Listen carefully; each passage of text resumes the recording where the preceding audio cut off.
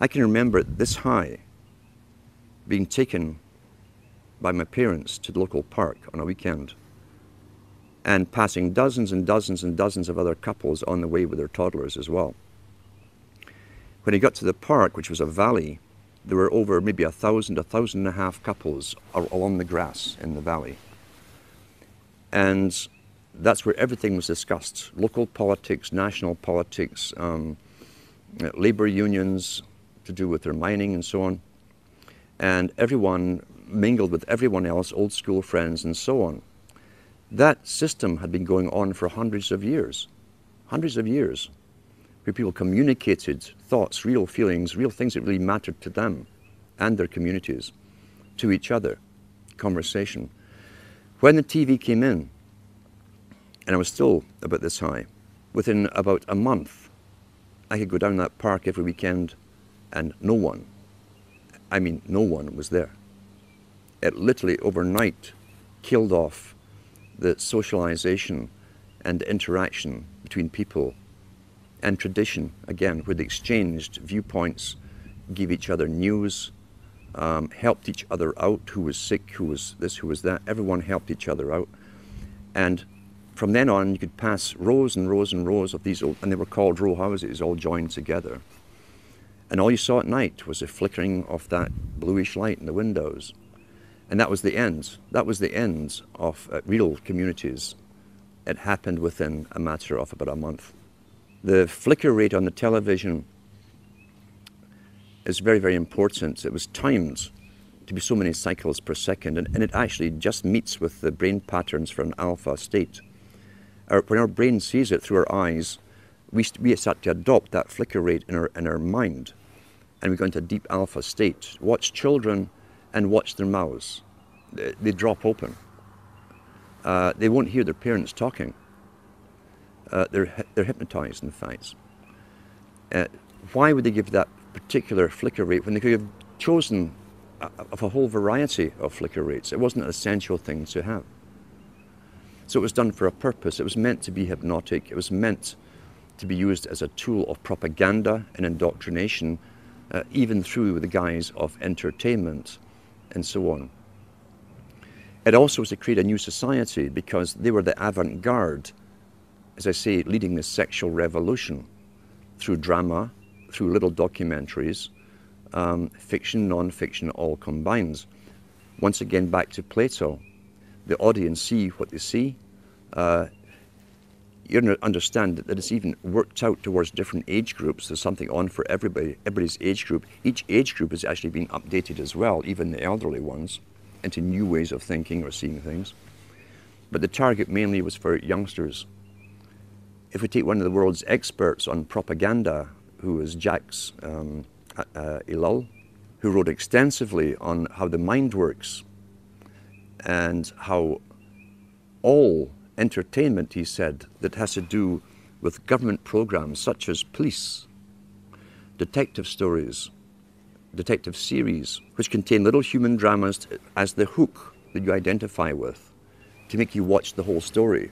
Child gets kidnapped, detective goes on a hunt, he goes through hell and fire to get that child back. You identify with the hero if you're a male, you'll identify with the heroine if you're female. And that's the hook to get you to watch them. But what he said was all dramas to do with police or even the military in movies are pure propaganda. Pure propaganda. The human story is just the bait to make you watch through it, to get you to identify with it. Because once again, there's always a message left somewhere in the movie. It might even be a message that's against your own morality. It could be where the cop, for instance, does sleep with this beautiful woman while his wife was at home, and it's all part of the story, and even tell you why he did this. He was feeling down that day, blah, blah, blah. And so you've just again altered your viewpoints on how you yourself might behave in that situation. And that sometimes that kind of thing can be justified. That's how you're downloaded through entertainment. It's there to alter and direct and always upgrade into another step of the direction that the entire culture for someone else's purpose. Let's talk about the effects of the alpha state first of all. Recent articles I've even read on the air from various science studies show you that even when you switch off television, you remain in that alpha state for maybe 45 minutes to an hour, sometimes longer, depending on how long you've been watching it. With high definition, again, why would a president of a country mandate that all TVs had to go high definition? Is it because he really cares so much about your happiness? And he wants better quality for you? Or is there another reason for it? Well, I'm sure the effects of the old flicker rates and what it did will also be incorporated in high definition, but with even more added benefits for bringing you into a complete hypnotic state. How do you wake someone up who's addicted to television? You can't. Very, very simple. You can't get your daily brainwashing, where literally it's bypassing any consciousness in the person. You can't take that every day and still try to wake up and learn at the same time. I've known people who've gone through complete withdrawal from television and gone into depressions because their entire routine is broken. They also have time on their hands, which is a big aspect of control, remember too. If you can take time away from a person who can think for themselves, who might say, oh, I'll go and read a book, I'll go and study something, or if you can take that time away from them and have them mesmerized in front of a television set, then you'll keep them dumb, stupid, compliant, and going along with the system. I always advise to people, if you know someone who's watching TV, it's quite simple to find out where they are mentally, psychologically, in the understanding of things. You can ask them a few simple questions. If they give you standard television answers, forget it. Simple as that, forget it. If you see some spark of their own opinion coming in, there's maybe a chance you can do something with them. But you cannot get you see, television it can be classified as a drug. Any addiction is still an addiction. Television is an addiction. People watch 4 or 5 hours per day. Top psychologists and even the United Nations have talked about the use of television for creating the new culture for children. How many people know that all government agencies or departments, all governments in the world, basically, have departments of culture which hire cartoonists and pay their expenses to do cartoons, always incorporating the latest political correct story to do with environment, waste, bad adults, and how they've destroyed the planet through their consuming, etc. How many people realize, as you plonk your children down in front of it to babysit them, that they're actually being brainwashed scientifically?